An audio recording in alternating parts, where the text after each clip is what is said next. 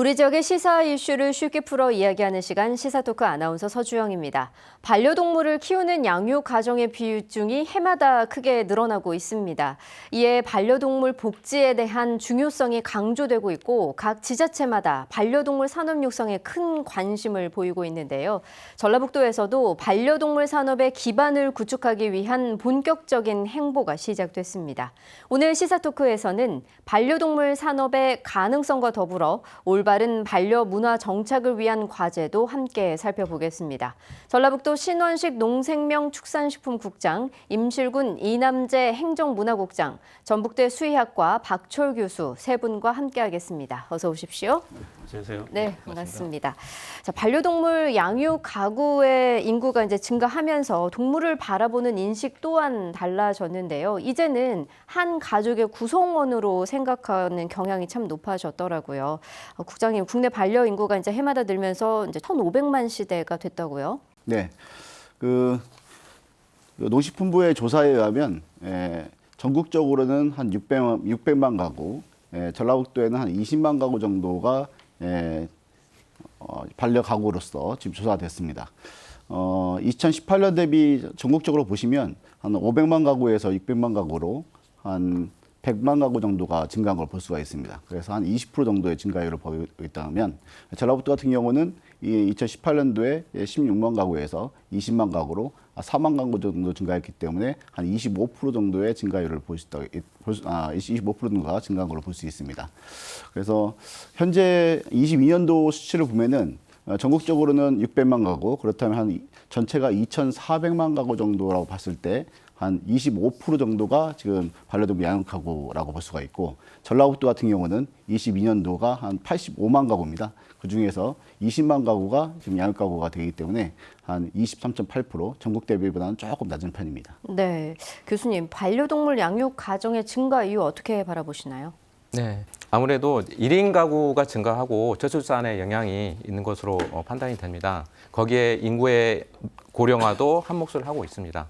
국가 통계 포털 2018년도부터 2021년까지의 자료를 보면은 반려동물을 키우는 이유 1위는 외로움입니다. 외로움이고 외로움이 반려동물 양육에 큰 영향을 미친다는 점과 1인 가구가 증가한다는 점을 고려한다면은 확실히 1인 가구의 증가가 반려동물의 양육 가정의 증가 원인이 될 수 있다고 생각이 됩니다. 거기에다가 저출산 문제가 가세하고 있는 상황입니다. 젊은 세대들은 아이를 낳지 않고 대신에 이제 반려동물이 그 틈새를 메우고 있는 형세이고요. 저출산 기조 심화에 따라서 아이 대신 반려동물을 키우는 가구가 늘고 있고, 이제 이런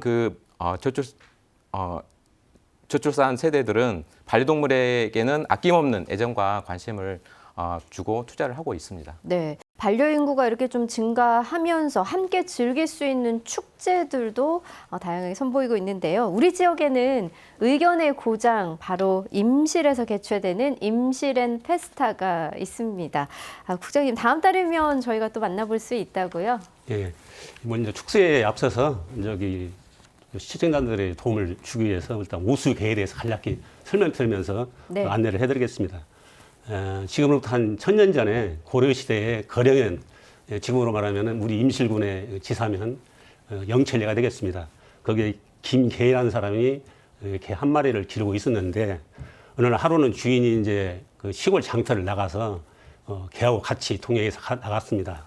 그런데 주인이 술이 너무 취해가지고 들고에 잠을 잤어요. 근데 거기서 이제 때마침 들불이 일어났는데 거기에 같이 있던 개가 보고 주인이 위협을 느끼고 목숨에 위협을 느껴서 인근에 있는 냇가에 가서 몸을 적셔서 들불을 꺼서 끝내는 개는 이제 기짐직인 데서 죽고 말았어요. 나중에 이제 김계인이라는 사람이 일어나서 보니까 개는 죽어 있고, 그래서 너무 개에 대해서 슬퍼하고 그래서 그놈을 개를 양념하는 곳에 개를 묻어 주었어요. 주고 본인이 이제 평소 사용하던 그 지팡이를 그 무덤에 꽂아 놓았는데, 나중에 보니까 거기에서 새싹이 돋아나서 나무가 나온 거예요. 그것이 그때부터 이제 개오자, 나무 숫자를 써서 지금의 오수의 지명이 유래가 된 것입니다. 그래서 이 이야기는 뭐 설화로 나온 것이 아니고 고려시대 때 그 최혜자 아저씨가 지은 그 문인 보안집에서 나온 그 책에 나온 그 내용이 되겠습니다. 네. 이렇듯 우리 오수는 의견의 그 고장으로서 살신 구조 의견사라를 배경으로 한 오수계의 그 보온 정신을 기리고 앞서 신원식 국장이 말씀하신 1,500만 인구 시대를 맞이해서 요즘 부각되고 있는 그 생명 존중의 반려동물 문화를 정착신과 동시에 반려동물과 그 가족들이 함께 소통하고 교류할 수 있는 그 축제장이 해마다 열리고 있어요. 그것이 바로 의견문화제가 되겠습니다. 그래서 금년도에는 오는 다음 달 5월 5일부터 7일까지 3일 동안 오수 의견공원을 주부대로 해서 제38회 의견문화제와 함께하는 2023 임시랜 펫 페스타가 열립니다. 네. 그 올해는 또 다채롭게 프로그램을 준비를 했습니다. 네, 반려문화 정착은 물론이고요. 이제 예. 또 축제장을 열어서 이제 반려견과 반려인들이 또 함께 한 자리에서 또 즐거운 추억을 쌓을 수 있겠네요. 예. 좀 기대가 됩니다. 사실 좀 눈여겨볼 프로그램 몇 가지 말씀을 드리면요. 네.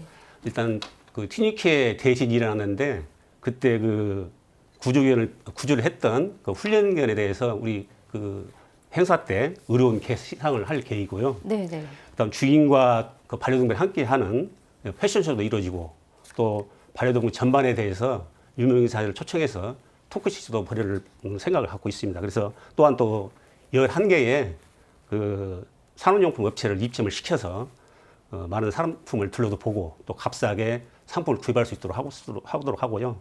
더불어서 이제 다양한 놀이공 체험시설도 하고 또 이미용 체험이라든가 또 의료센터, 한방센터 등을 준비를 해서 다채로운 프로그램을 준비하고 있습니다. 그래서 어찌됐든 38회 동안에 성장을 거듭하고 있는 의견문화제가 다른 전국에서는 어디 봐도 이런 독특한 축제는 없습니다. 그래서 이 방송을 보고 계시는 시청자분들도 행사장에 오셔서 꼭 즐거운 추억거리를 만들었으면 좋겠습니다. 네, 올해로 먼저 이제 38회째를 맞이하게 됐군요. 네. 반려동물을 키우는 가구가 있다면 정말 눈여겨봤다가 꼭 한번 이 축제에 참여했으면 좋겠네요.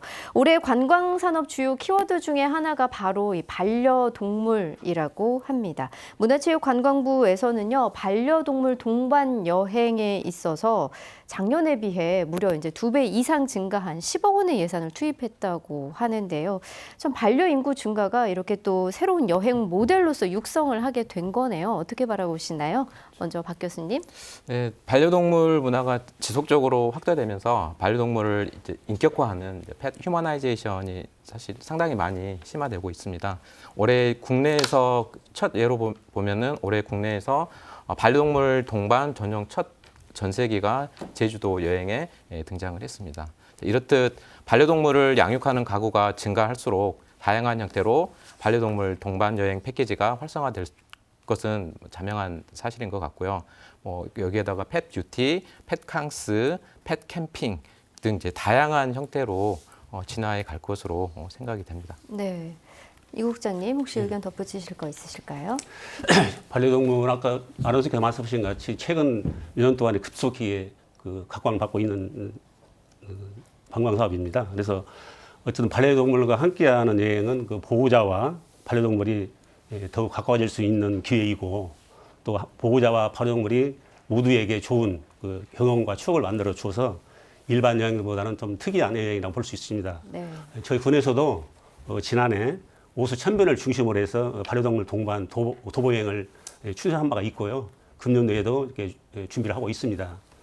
더불어서 이제 저기 완주 순천과 도로 고속도로에 그 완주 방향 상행선이 되겠죠. 그래서 네. 오수 휴게소에 2017년에 전국 최초의 그 페팸 레스토랑을 그 운영을 되어가지고 반려동물과 함께 식사도 같이 하고 또 놀이도 시설에서 같이 뛰놀 수 있는 그런 공간을 만들어가지고 자동차를 이용하는 많은 반려인들에게 큰 각광을 받고 있습니다. 또 앞으로 우리 군에서는 코레일과 또 관광공사들과 협의를 해서 오수역에 반려견 동반 임시 전용 열차를 운영할 수 있도록 그런 방안도 점진적으로 검토하고 있다는 말씀을 드리겠습니다. 네, 또 반가운 소식이 아닐 수가 없네요. 네, 반려동물 양육 가정의 증가와 이런 사회적인 변화에 힘입어서 지자체들에서도 이 반려동물 산업에 있어서 큰 관심을 보이고 있습니다. 국장님, 얼마 전에 전라북도에서는 반려동물 산업 추진단이 출범을 했다고요. 네. 우리 도에서는 이제 반려동물 산업을 크게 이제 그 헬스케어와 이 라이프케어라는 두 가지 축을 가지고 좀 보고 있습니다. 네. 그 헬스케어 쪽은 이제 말 그대로 이 동물들의 우리 반려견이나 반려묘들의 어떤 동물용 의약품이라든가 이런 건강 관련된 것들의 식품을 개발하는 그런 쪽이 되겠고, 라이프케어 쪽은 우리 임실에서 하는 것과 같이 이제 반려동물들의 문화, 축제 뭐 이런 것들을 이제 라이프케어 쪽에서 한 축을 이제 하고 있는데, 이 두 개의 축을 중심으로 하는 반려동물 산업이 새로운 이제 블루오션으로서 이제 지금 커가고 있거든요. 그래서 이제 그런 부분들을 우리가 좀 어떻게 준비할 것인가라는 측면에서 반려동물 산업 육성 추진단을 구성하게 되었습니다. 네. 그래서 반려동물 산업 육성 추진단을 구성을 했는데, 이게 도가 중심이 돼가지고 이제 4개의 시군과 같이 하게 됐습니다.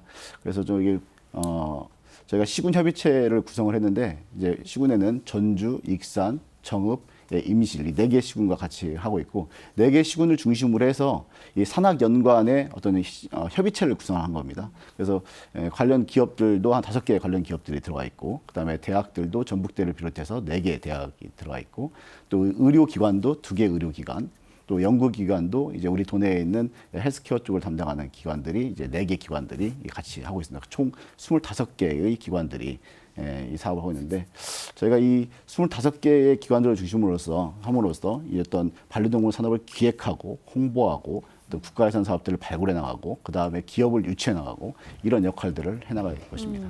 기획과 홍보에 이어서 이제 기업 유치까지 이제 바라보고 계시는 건데요. 진짜 말씀 들어보니까 먹거리 산업부터 뭐 미용, 뭐 교육, 장례 서비스, 이제 또 임실군에 있는 또 관광 서비스까지 반려동물 산업의 그 범위가 굉장히 넓다라는 것을 알 수가 있습니다.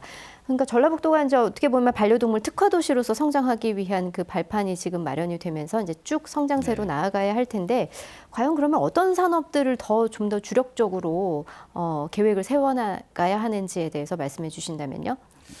국내 산업은 뭐 도표에 보시듯이 펫 푸드, 그리고 펫 의료, 그다음에 펫테크라든가 펫 금융, 펫 플레이, 펫 리빙 등으로 나눌 수가 있습니다. 네. 그래서 사료나 이런 간식 같은 경우는 이제 그 펫푸드에 포함이 되고요. 그리고 이런 전통적인 부분들은 물론 전북에서 관심 있게 관심을 가지고 이런 집중을 해야 될 부분이긴 하지만, 앞으로는 이런 그 사물 인터넷이라든가 인공지능 등 이제 첨단 ICT 기술이 이제 펫 의료기기에 이제 접목되는 이런 디지털 및 웨어러블 기기의 이런 사업이 해외, 특히나 미국에서 급속도로 성장하고 있습니다. 이런 부분들은 전라북도에서도 관심 있게 바라보고, 그리고 전통적인 이런 반려동물 의약품과 특히나 이제 디지털 기기가 아닌 의료기기 시장에서도 저희들이 집중할 필요가 있고요. 이 부분은 국제적으로 봐도 이런 그 기술과 자본이 어떤 필요로 하는 어느 정도 장벽이 요구되는 부분입니다. 그래서 어느 정도 그 장기적으로 미래 지향적으로 봤을 때 전북에서는 이제 이런 부분들을 반려동물용 의약품이라든가 의료기기, 그리고 이런 그 디지털 웨어러블 기기 쪽으로 네. 관심 있게 중장기적으로 어떤 집중을 해야 되지 않을까 생각을 하고 있습니다. 네. 우리 교수님께서 좀 전체적인 것들을 설명해 주셨는데, 저희 전라북도에도 상당히 그 펫푸드와 관련돼서는 로얄캔이라고 하는 프랑스 기업이 김제에 또 우리 자리를 잡고 있습니다. 그래서 어떻게 보면 세계 거의 1, 2위 하는 그 기업인데, 그런 기업들이 있고, 또 이제 우리 정읍에는 농축산물 미생물 산업화 지원 센터라고 해서 미생물을 가지고 이제 펫푸드를 개발할 수 있는 어떤 여건들이 또 이제 구축되어 있어서, 어떤 펫푸드 쪽으로는 이제 그렇게 좀 할 수 있는 저희가 여건들을 가지고 있고, 또 중요한 부분들이 또 의료 동물용 의약품을 좀 이게 개발하는 데 있어서는 제가 지금 익산에 인수공통 전염병 연구소가 있습니다. 전북대학교의 인수공통 전염병. 이거는 아시아에서 대동물에 대한 ABL3급 그래서 차폐 시설로서는 가장 큰 규모인데 아시아 최대 규모거든요. 이런 시설들을 가지고 있어서 저희가 이런 시설을 활용해서 그러면 동물용 의약품과 어떤 콜라보레이션을 할 수 있을까라고 하면 그런 것들을 기획을 하면서 이제 동물용 의약품에 대한 효능 안전성 평가 센터를 구축을 하기 시작했고 또 그것들을 기점으로 해서 시제품을 개발하는 플랫폼들을 지금 만들어가면서 익산의 동물 인소주 전염병 연구소를 중심으로 해서 지금 이제 그걸 클러스터화하는 부분들을 지금 하고 있습니다.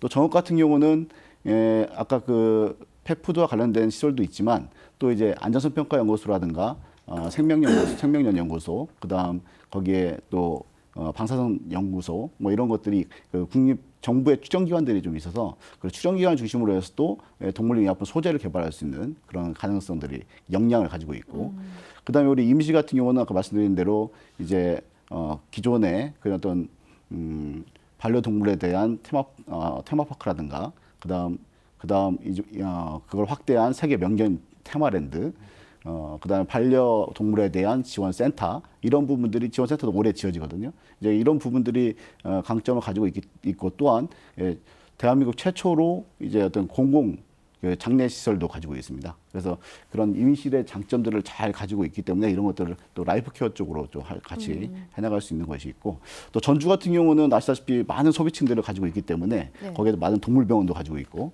그 다음에 놀이터도 동물 놀이터라든가 이런 라이프케어 쪽에 관련된 것도 있을 뿐만 아니라 탄소 소재라는 부분들이 가지고 있기 때문에 또 의료용 그런 동물용 의약품에 대한 것뿐만 아니라 의료용 기기들을 개발할 수 있는 또 역량도 가지고 있기 때문에 전라북도가 그런 4개 시군들을 중심으로 해서 그러한 헬스케어와 라이프케어 쪽에 다양한 사업들을 좀 할 수 있는 장점들을 가지고 있어서 그런 것들을 저희가 중점적으로 이렇게 개발해 나갈 계획입니다. 네, 이제 헬스케어와 라이프케어라는 큰 카테고리 안에서 이제 그 전주, 익산, 임실, 정읍 그리고 이제 뭐 각 대학들도 마찬가지요. 같이 다 협력을 해서 구축해 나가야 될 텐데 참 어떻게 보면 서로 경쟁을 하기보다는 발전적인 보완을 통해서 각 시군들이 좀 협업을 해 나갔으면 좋겠다는 생각이 드는데요. 좀 뒤에 있는 질문입니다만 좀 먼저 여쭙겠다면 각 지자체들마다 그 특성들을 또 잘 살려야 되지 않습니까? 그러기 위해서는 또 어떤 점이 보완이 돼야 된다고 생각하십니까? 그러니까 저희가 일례로 이제 제가 설명하는 가운데서 또 느끼셨겠지만 정읍과 익산 같은 경우가 조금 이게 동물용 의약품을 하는 데서 약간 중복되는 경향도 있습니다. 그러다 보니까 서로 경쟁 관계에 있다고 볼 수가 있는데 이번에 반려동물 산업 추진단을 이렇게 구성하면서 정읍과 익산이 또 같이 하면서 이제 요거는 우리가 같이 경쟁만 할 게 아니라 발전적 경쟁을 해야 된다. 그래서 서로의 장점들을 더 부각시키면서 또 이제 차별성을 강화하고 연계성을 강화하면서 서로 간에 전라북도라는 큰 틀을 해서 이제 서로 간에 이제 시너지를 낼 수 있는 방안들을 같이 해보자라는 거고 우리 또 우리 임실 같은 경우에 그런 어떤 그 테마파크라고 하는 부분들을 제안을 할 수 있다고 하면 그 소비지라고 할 수 있는 전주, 군산, 익산 이런 쪽에서는 그거 연계해가지고 그런 가서 이제 체험하고 관광을 할 수가 있는 것들을 활용하면서 또 어떻게 보면 또 전주라는 곳은 그런 소비지로서 또 역할하면서도 여러 가지 반려동물 놀이터라든가 그런 동물 병원들 이런 부분들을 활용해서 또 새로운 라이프케어에 관련된 사업들을 만들 수가 있고 그래서 이렇게 각각이 하는 것들을 서로 꿰어서 이제 더욱더 발전된 형태로 가기 위한 어떻게 보면 이번에가 첫 단추가 됐다고 보고 이런 것들을 저희가 더욱더 이제 협력을 해서 좀 시너지를 낼 수 있도록 해나갈 계획입니다. 임실군에서 이제 관광 인프라 구축에 있어서 이제 주력하고 있지 않습니까? 또 어떠한 부분들을 좀 더 특성화하실 계획이신지요? 네, 조금 전에 그 신원식 국장도 말씀하신 것 같이 우리 군에서는 그 반려동물 관광지 조성과 기업 유치에 중점을 두고자 합니다. 먼저 앞서 말씀드린 바와 같이 주인을 살리고 죽은 그 오수 의견의 충절을 기리기 위해서 매년 그 의견문화제를 제치하고 있는데요. 앞으로는 저희들 의견문화제를 국내를 넘어서 세계화를 위해서 국제 도구쇼를 이렇게 준비를 하려고 합니다. 그래서 현재 그 한국 애견연맹과 긴밀히 협의 중에 있다는 말씀을 드리고요. 참고로 말씀드리면 저희 군에서도 개체 마킹을 2019년도에 영국 버명에서 열렸던 제3대 도구쇼 중에 하나인 크로프트 도구쇼에 다녀온 적이 있습니다. 그래서 거기에서 많은 시설이라든가 또 세계인들을 보고 많이 감명을 받고 왔기 때문에 이런 부분들을 앞으로 의견 모자에 도입을 해서 많은 사람들이 우리 국내뿐만 아니고 세계 지구촌 모든 사람들이 임시를 올 수 있도록 그렇게 좀 네. 확대 발전시켜 나갈 계획이 있고요. 앞서 말씀드린 저희 군에는 그 반려동물 그 장례식장이 전국에서 유일한 곳이나 우리 임실군이. 그래서 2018년부터 2021년부터 8월부터 이렇게 지금 현재 오수에서 지금 펫 충공하고 있다는 말씀을 드리고요. 무엇보다도 우리가 지금 4만여 평의 지금 우리 대지가 의견 관광지가 있습니다. 그래서 거기에 지금 반려동과 함께 할 수 있는 산책로, 뭐 잔디장이 구비가 돼서 있습니다만은 앞으로 더 보강을 할 계획이고요. 네. 특히 우선 80억 규모의 반려동물 치료센터를 금년 6월까지 마무리를 할 계획입니다. 그래서 여기에는 반려인이라든가 또 비반려인, 예비 반려인들에 대한 소환 교육, 또 반려동물 행동 교정 교육 등을 시켜서 반려동물 펫 문화를 한층 더 업그레이드 시키려는 그런 계획을 갖고 있습니다. 네. 또한 70억 원의 사업비로서 반려동물과 보호자가 함께 놀고 갈 수 있는 그레이하운드 경기장을 갖춘 다목적 운동장이라든가 또 반려동물 놀이터, 쉼터, 야외 공연장 등을 재정비하는 사업을 지난해 착수를 했습니다. 그리고 더불어서 숙박시설 확정하기 위해서 22개 사이트에 반려동물 동반 캠페인장도 현재 내년까지 완료를 할 계획으로 있습니다. 특히 우리 군의 최대 역점 사업인 세계명년 테마랜드를 180억 원 사업비로 올해 실시 설계를 하고 있습니다. 그래서 실시 설계를 마치면은 앞으로 2026년까지 마무리를 해서 애견 호텔 등을 만들어 가지고 다채로운 형태의 반려동물 숙박시설을 만들고 또 가상 공간을 활용해서 세계 한 100개국의 명년 전시장과 또 체험시설 네. 또 그리고 반려동물 관련 용품 판매장 등을 갖추어서 우리 임실군을 명실상부한 반려동물 메카로서 만들려고 이렇게 방침을 세우고 있습니다. 특히 또 우리 군에서는 반려동물 특화 산업을 육성하기 위해서 현재 오수 제2동물단지를 좀 조성 중에 있고 네네. 올 6월에 지금 준공표로 지금 막바지 공사를 하고 있습니다. 그래서 예. 여기에는 지금 최근에 펫 산업을 좀 한 단계 더 끌어올리기 위해서 할인 그룹하고도 같이 노력하고 있다는 말씀을 드리겠습니다. 그래서 네. 앞으로 이제 군 역점적으로 추진하는 사업들이 아까 도에서 말씀하신 것 같이 도 추진단과의 긴밀히 협의하고 또 지원이 된다면은 네네. 더 큰 시너지 효과를 얻을 것으로 이렇게 기대하고 있습니다. 예, 반려동물 관련 산업 육성에 있어서 이제 전라북도에 이렇게 아주 좋은 자원들이 곳곳에 이제 숨어 있다라는 걸 알 수 있는데 사실 이제 전라북도뿐만이 아니라 부산을 비롯해서 다른 시도들도 꽤 관심도가 높습니다. 그들하고 이제 경쟁력 강화에 있어서 좀 더 저희가 좀 빠르게 좀 발전할 수 있는 거는 이제 스피드가 좀 붙어줘야 되지 않나 좀 이런 목소리도 들리거든요. 이에 있어서는 어떻게 생각하십니까? 네, 일단 도지사님께서도 반려동물 산업 추진단을 간담회를 하실 때 속도에 대해서 말씀을 하셨잖아요. 그래서 결국은 전북에 있는 이런 말씀하신 인프라들을 하나의 점으로 이어서 속도감 있게 이런 추진을 하려면은 기본적으로는 행정 지원 체계들이 아주 빠르게 이루어져야 될 것 같고, 만약에 이런 반려동물 산업 이런 추진을 속도감 있게 하시려면은 이제 뭐 전담팀이라든가 이런 것들을 이렇게 꾸리셔가지고 각 지자체 현재 반려동물 산업 추진단에 포함되어 있는 지자체라든가 이런 기관들에게 이런 좀 전폭적인 이런 관심과 이런 지원이 필요하지 않을까 그렇게 생각을 하고 있습니다. 네.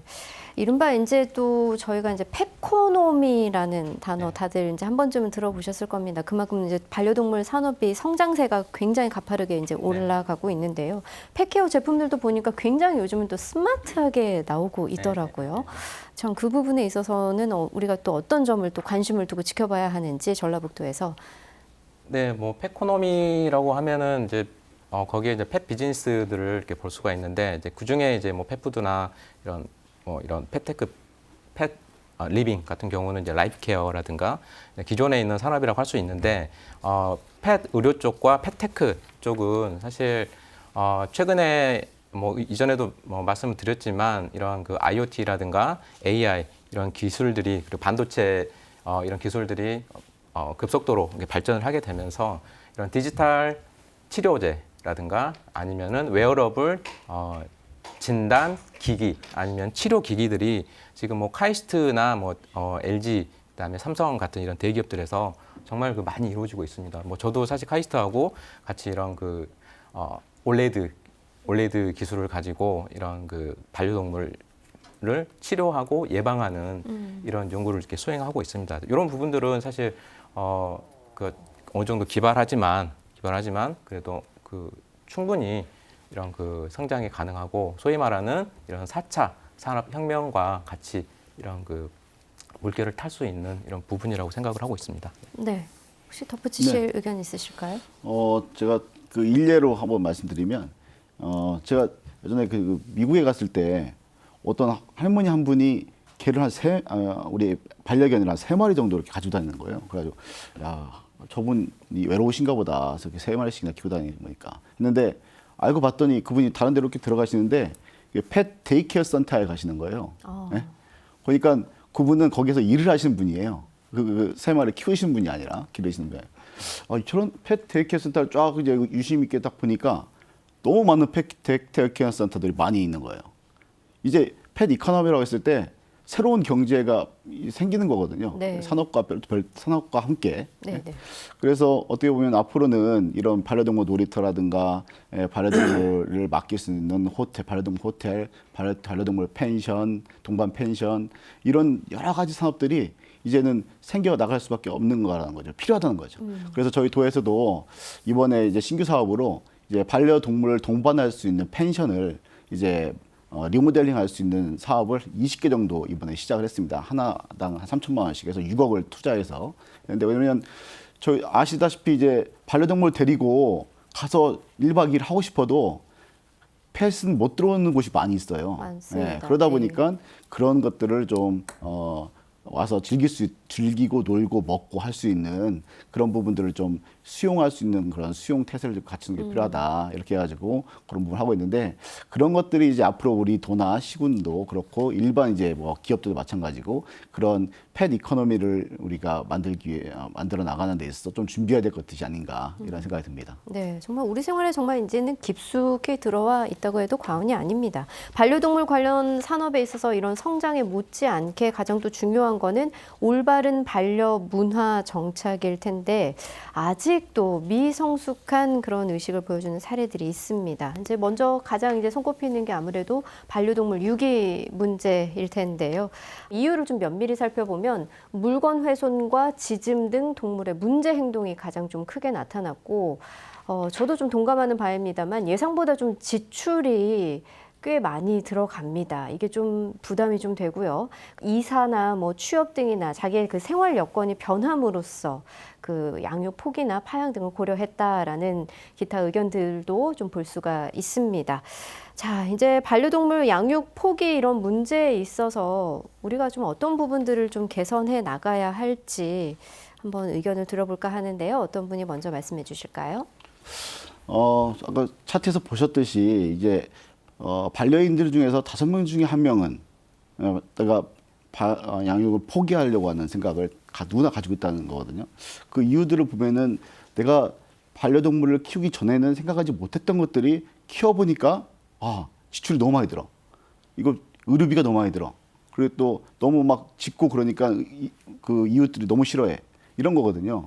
그러니까 제일 중요한 부분은 뭐 법이나 제도를 통해서 이걸 하는 것도 좀 중요하지만 그 사전적으로 양육을 하기 전에 충분하게 이제 어떤 문제가 발생할 수 있는지에 대해서 사전적으로 많은 것들을 이제 좀 인지한 상태에서 반려동물을 키우는 이런 것들이 가장 중요하고 또 반려동물을 키웠을 때는 이제 키워 나가면서 이 반려동물들은 나의 하나의 가족이라고 하는 이런 인식을 가지고 이제 책임을 지가하겠다라는 생각을 하면서 하는 부분. 그래서 쉽게 포기하지 않는 거 이런 것들이 그런 문화를 갖는 게 가장 먼저 중요할 것 같습니다. 다만 뭐 저희가 이제 반려동물 유기한 경우는 최대한 300만 원까지 과태료를 물리기도 합니다. 그리고 또 저희가 제도적으로는 반려동물을 등록제를 시행하고 있습니다. 그래도 등록을 할 수 있도록 하고 있다, 의무적으로 하게끔 하고 있는데 저희가 전국적으로 한 58% 정도가 등록을 했습니다. 근데 전라북도 같은 경우는 이런 등록률이 상당히 높습니다. 70%까지 지금 현재 등록률이 돼 있어서 그런 부분들은 시군에서도 많은 노력을 해서 지금 반려동물 등록을 하면서 이 반려견은 나의 것이야, 누구 것이야 라는 게 돼 있기 때문에 쉽게 유기를 하지 못하는 이런 효과가 있습니다. 그리고 또 저희는 또 어떤 반려동물을 사전 소양에 대한 교육을 시킨다든가 문화적인 것들을 소통하는 방법들 뭐 이런 부분들을 하는 그런 부분들을 이제 저희가 제도적으로 좀 하고 있는데 아직까지는 이런 부분들이 좀 부족한 상태라서 이런 부분들을 많이 확대해야 될 필요가 있습니다. 그러니까 좀 반려견이나 반려묘를 키우기 전에 좀 접해볼 수 있는 그런 경험들, 이제 약간 일종의 이제 교육을 통해서 좀 수료를 한 다음에 좀 키울 수 있는 여건을 마련을 해주면 조금은 좀 줄어들지 않을까 이런 또 개인적인 생각도 해봤습니다. 좀 박 교수님 덧붙이신다면요? 네, 뭐 물론 이제 신원식 국장님께서 이제 설명을 잘 해주셨는데요. 그래서 이런 그 유기를 양육을 포기하는 거는 사실 책임감의 문제 아니면 이제 윤리 의식의 문제들이 어느 정도는 작용하고 있는 부분이기 때문에 이런 책임의식 부족을 해결하기 위해서 이런 이제 그런 반려문화 정착을 할 수 있는 이런 다양한 프로그램들을 운영을 해서 그 일반인들한테 많은 교육이 다양하게 이루어져야 한다고 생각을 하고 있고요. 그리고 등록제도 물론 그 잘 시행이 되고 있고, 그리고 아까도 이제 그 유기를 했을 때 뭐 300만 원 정도까지 벌금이 부과될 수 있다고 말씀하셨는데 이런 해외 나라들이나 아니면은 선진국들에 비교하면은 사실 우리나라의 이런 처벌 정도는 상당히 좀 낮은 편인 것 같아요. 그래서 그렇기 때문에 이런 해외 사례들을 어느 정도 좀 더 참고하셔가지고 정책적으로 이런 그 유기 행위에 대해서 처벌을 좀 더 이렇게 높일 수 있는 부분들, 그리고 이제 비싼 의료비에 대한 저는 이제 수의사이기 때문에 비싼 의료비에 대한 부분들은 사실 지금 정부에서 뭐 수가제라든가 아니면은 이런 이런 그 의료보험제 같은 이런 제도적인 정비를 하고 있는 걸로 알고 있습니다. 그렇기 때문에 조금씩 이런 그 비싼 의료비에 대한 문제들은 아마 또 개선이 될 것으로 생각을 하고 있습니다. 제가 의료비에 대한 제가 이제 지금 수의사법 개정이 이번에 이루어졌습니다. 그래서 1월 5일 날 올해 23년도 1월 5일부터 2인 이상의 수의사를 채용한 그런 병원에서는 현재 의료비를 공개하게끔 되어 있습니다. 올해부터. 그리고 또 내년 24년 1월 5일부터는 이 의료비에 대한 표준 수가제가 시행이 됩니다. 그래서 그런 부분을 통해서 현재 우리 반려인들이 의료비가 좀 비싸다 하는 부분들이 조금 더 개선되지 않을까 하는 생각이 들고, 또 아까 우리 그 문화 교육 시키는 거 이런 부분 말씀해 주셨는데 내일도 이제 그렇죠? 이제 익산에서도 이 반려견에 대한 문화제를 하면서 교육을 시키거든요. 근데 그것도 1년에 한 번 정도 있는 거라서 어떤 상시 교육은 안 되는 거죠.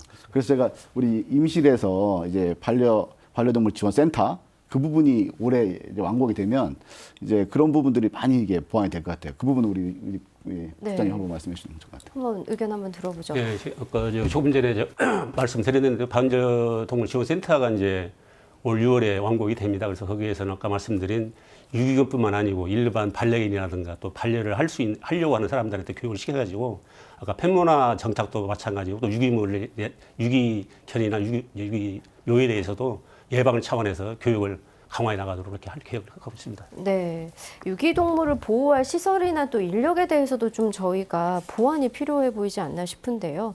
턱없이 좀 부족한 현실이지 않습니까? 네. 그 전라북도에 유기동물이 한 8,700마리 정도가 됩니다. 근데 그 중에서 보호 인력은 한 105명 정도 되기 때문에 84명당 한 마리 정도가 됩니다. 근데 저희가 이제 동물보호법상으로는 이제 50마리당 이제 한 명 정도가 이제 규정상 돼 있는데, 그러니까 우리 도 같은 경우는 좀 보호 인력이 많이 부족한 상황이고요. 시군별로 보면은 전담 공무원이 1.8명 정도로서 이제 좀 열악한 좀 상황이죠. 그래서 그런 부분들은 좀 저희가 좀 많이 보완을 해나가야 될 부분이라고 보여집니다. 그리고 또 저희가 그 전라북도에는 유기동물 보호센터라는 게 총 이제 24개 정도 있는데 시군에서 직접 운영하는 것이 한 6군데, 나머지 18개는 이제 동물병원에 대응을 맡겨서 지금 그렇게 하고 있습니다. 저희도 말씀드린 게 관련 시설들을 조금 이제 설명을 드리면 우리 도내에는 총 218개 정도의 동물 병원이 있고 이 동물들을 이렇게 등록할 수 있는 등록 대행하는 곳이 한 115군데 정도 있고요. 그다음에 반려동물 놀이터가 전주에도 있고 익산에도 있고 완주에도 있고 그다음에 남원, 부안 이렇게 5군데 있는데 이번에 김제하고 정읍하고 2군데가 더 추가되면은 동물 놀이터가 한 7군데 정도가 확보되는데 놀이터 만드는 게 너무 어렵습니다. 왜냐면 아시다시피 참 이제 내가 가진 우리 반려동물은 거기 가서 놀고 싶은데 거기에 살고 계신 분들은 너무 싫어해요. 그래서 소음이라든지. 그래서 솔직히 저는 이게 보면은 우리 영화에서도 많이 보시면 뭐 뉴욕이나 이런 데서는 이 아파트에 반려동물이 놀 수 있는 다 놀이터들이 있어요. 그래서 이렇게 같이 이제 하는 건데 우리는 아직 그런 문화가 아직은 안 돼 있고 비반려인들이 많다 보니까 이제 그런 부분들의 혐오 문화 이런 것들이 좀 있습니다. 그래서 그런 부분들을 좀 개선해 나가는 것도 좀 많이 서로 인정하고 공존하는 문화 이런 것도 좀 많이 필요할 것 같습니다. 말씀하신 것처럼 이제 패티켓을 참 중요한 사항이지 않을까 싶은데요.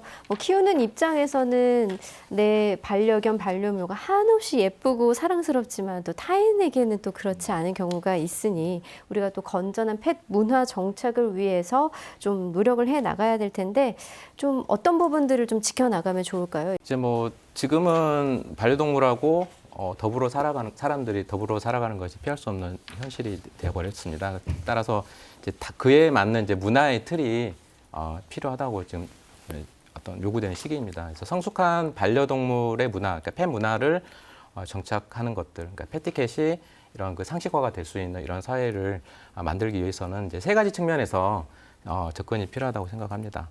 그래서 먼저 첫 번째는 반려동물이거든요. 반려동물은 사람들과 또는 이제 다른 반려동물들과 조화롭게 살아가기 위해서 이제 어렸을 때부터서 사람들도 유치원에 다니고 초등학교를 다니고 그렇듯이 교육을 받듯이 이런 반려동물들도 어렸을 때부터서 꾸준한 교육을 받고 그래서 이런 미국 같은 경우도 한국도 마찬가지인데요. 이런 그 퍼피 스쿨이라든가 키튼 스쿨 같은 이제 이런 그 어린 개체들을 반려동물들을 이제 양육을 하고 교육을 시키는 이런 기관들이 있습니다. 그렇기 때문에 꾸준한 교육을 통해서 이제 반려동물로서의 소양을 갖추고 그 다음에 사회화를 자연스럽게 이루어지게 함으로 해서 뭐 사람과 아니면은 그 반려동물과 반려동물 사이에 이런 그 어떤 공격성이라든가 이런 것들을 최소화할 수 있을 거고 두 번째는 이제 그 사람입니다. 그러니까 반려인과 비반려인을 다 이제 포함한 이야기고요. 반려동물을 반려인들이 반려동물을 이제 인격화하는 거는 할 수 있죠. 그거는 개인의 이런 그 노력을 할 수 있는 부분인데 중요한 거는 반려동물은 인격화가 되더라도 동물이기 때문에 사람은 아닌 거거든요. 그래서 반려동물의 이런 그 시선에서 바라보고 이해하고 배려하는 이런 그 노력들이 필요하다는 겁니다. 이거는 이제 반려인도 마찬가지고 비반려인들도 이렇게 마찬가지입니다. 세 번째는 이제 반려동물을 양육하기 해가는 이런 환경이라고 할 수가 있는데 일단은 이런 반려동물들을 양육하는데 이제 편리하고 불편함이 없는 이런 사회 전반적인 여건들을 조성하는 것은 필요합니다. 그리고 또한 올바른 패티켓을 지키지 않았을 때, 뭐 유기라든가 아니면은 뭐 그 맹견들 입마개를 하지 않아가지고 물림 사고가 이건 사회적으로 큰 이슈가 될 수 있고 문제가 될 수 있기 때문에 이런 패티켓을 지키지 않았을 때 좀 더 엄격한 이런 제재라든가 잣대로서 뭔가 이렇게 처벌을 할 수 있는 이런 제도적인 장치들도 같이 보완을 해야 한다고 생각을 합니다. 그러니까요. 반려견 이제 관련 사건 사고도 이제 증가하는 추세이다 보니까 이제 물림 사고에 대한 소식들도 심심치 않게 접할 수가 있는데 지금 뭐 처벌 기준이나 뭐 책임 의식 같은 거를 보면 아직은 좀 미비한 수준입니다. 어떤 부분들을 좀 저희가 예방하기 위해서는 어떤 대책이 필요한지에 대해서 좀 의견을 나눠볼까요? 네. 현재 반려동물과 관련된 여러 가지 이제 규제 사항 뭐 이런 것들에 대해서 먼저 좀 설명을 좀 드리겠습니다. 한번 차트를 먼저 보실까요? 네. 보시면 저희가 우선은 반려동물 같은 경우는 아까 처음에도 말씀드렸듯이 이게 입양을 했을 때는 무조건 이게 등록을 해야 됩니다. 등록을 해야 되고 그리고 반려동물 같은 경우는 또 이게 잃어버렸을 경우는 10일 이내에 또 등록을 해야 되고, 네. 그다음 반려동물 소유자가 또 바뀌었을 때도 30일 이내에 또 이제 변경 등록을 또 해야 되고 하는 이런 규정들이 있습니다. 그래서 미등록했을 때는 앞에 있는 것처럼 과태료가 또 부과됩니다. 또 나갔을 때는 배변을 꼭 수거하셔야 됩니다. 또 수거를 안 했을 경우는 저렇게 처벌이 따르게 되고, 또 외출할 때는 인식표를 꼭 부착을 해야 됩니다. 그래서 이제 인식표를 부착하지 않으면 다시 과태료가 부과됩니다. 또 외출 시에는 목줄, 가슴줄 등의 이제 안전 조치를 또 해야 되는데, 반려견 같은 경우는 최대 이제 50만 원. 근데 맹견은 더 강합니다. 맹견 같은 경우는 우리 동네에도 맹견이 한 130마리 정도가 있습니다.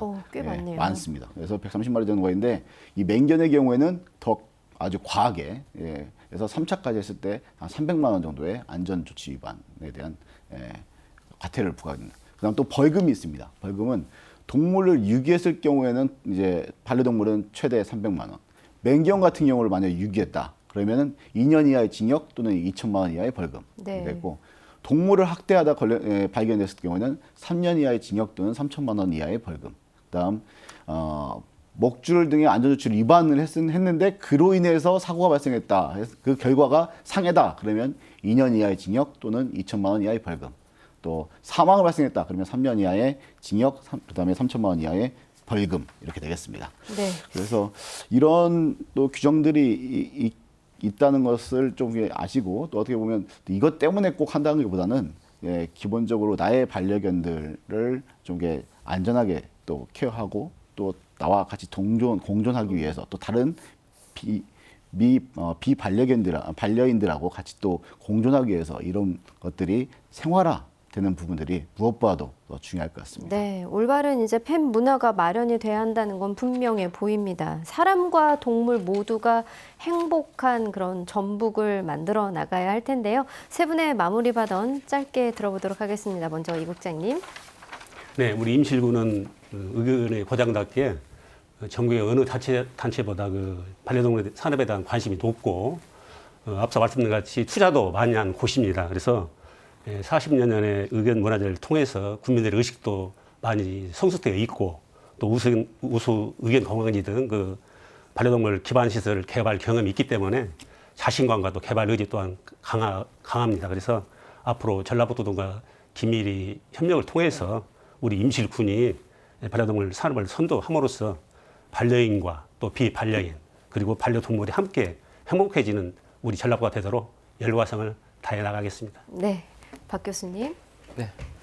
지금까지 많은 이야기 했지만 현재 전북에 있는 이런 반려동물 관련된 인적 자원하고 물적 자원들을 최대로 잘 활용을 해서 나아가서는 이제 반려동물, 도지사님도 말씀하셨듯이 반려동물 산업 특구 지정을 받아서 반려동물 산업의 이런 전주기적인 협력 체계를 구축을 해야 할 것이고, 거기에다가 동물 복지와 독창적인 이런 전북만이 가지고 있는 기존의 이런 그 컨텐츠들을 융합한 독창적인 반려동물 문화 컨텐츠를 만들어 나간다면은 전북은 반려동물과 관련한 이런 명시상관 하드 파워와 이런 소프트 파워를 동시에 겸비한 이런 특별 자치도가 될 수 있을 것으로 확신을 합니다. 네, 신 국장님. 그 반려동물들을 가족으로 이렇게 일어나는 펫 휴머나이제이션 현상이 많이 이렇게 가속화되고 있습니다. 그래서 우리 도에서는 이런 것들에 대응하기 위해서 반려동물 산업을 이제 헬스케어, 라이프케어 이렇게 중심으로 해서 육성해 나갈 계획이고, 이 중심에 반려동물 산업 추진단과 함께해서 해나갈 계획입니다. 또한 이 반려동물과의 아름다운 공존 이런 부분들을 준비해 나가기 위해서 반려동물 문화, 이런 복지 이런 부분을 또 제대로 잘 갖추어서 반려동물과 함께하고 반려동물을 통해서 성장하는 또 전라북도를 또 신속하게 또 준비해 나갈 수 있도록 최선의 노력을 다하겠습니다. 네, 한 나라의 동물 복지 정책은 그 나라의 수준을 보여주는 중요한 지표가 되기도 합니다. 늘어나는 반려동물 양육 인구, 그만큼 성숙한 의식과 문화가 자리하고 있는지, 또 지자체에서도 사람과 동물의 아름다운 공존을 위한 배려를 충분히 하고 있는지, 단순히 경제적인 가치를 떠나서 가장 기본적인 사항들부터 철저하게 돌아보고 또 준비했으면 하는 바람입니다. 네, 저는 오늘 시사토크를 마지막으로 인사드리게 됐습니다. 함께해 주신 여러분 고맙습니다. 시사토크 마치겠습니다.